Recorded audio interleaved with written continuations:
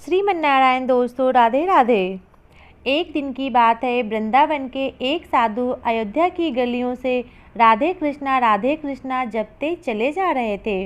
अयोध्या के एक साधु वहां से गुजरे, तब उन्होंने राधे कृष्णा सुनकर उस साधु को रोका और कहा, जपना ही है तो सीताराम कहो, क्या उस टेढ़े का नाम जप रहे हो? तब वृंदावन का साधु तो भड़क गया और कहने लगा, जरा संभाल कर बात करो, तुम्हारी हिम्मत कैसे हुई हमारे इष्ट देव को टेढ़ा बोलने की? तब अयोध्या वाले साधु ने कहा, इसमें गलत क्या कहा? तुम्हारे कन्हैया तो हैं ही टेढ़े, कुछ भी लिख कर देख लो, उनका नाम भी टेढ़ा, उनका धाम भी टेढ़ा। तब वृंदावन के साधु बोला, चलो मान लेते हैं, पर उनका काम भी टेढ़ा है, वो खुद भी टेढ़ा है, यह तुम कैसे कह सकते हो? तब अयोध्या वाला साधु बोला, अच्छा अभी मुझे बताना पड़ेगा। सुनो, यमुना में नहाती गोपियों के कपड़े चुराना, रास रचाना, माखन चुराना, ये कौन सा सीधे लोगों का काम है?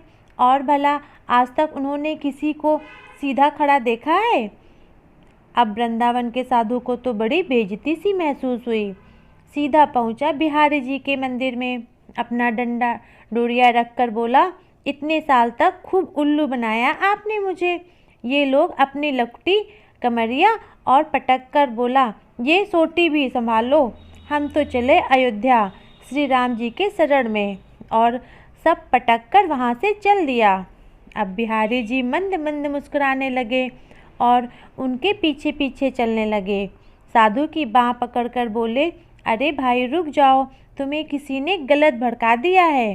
पर अब वह साधु बाबा नहीं माने। तब बिहारी जी कहने लगे, अच्छा ठीक है, तुम्हें जाना है तो जाओ, तुम्हारी मर्जी, पर यह तो बता दो कि राम जी सीधे और मैं टेढ़ा क्यों?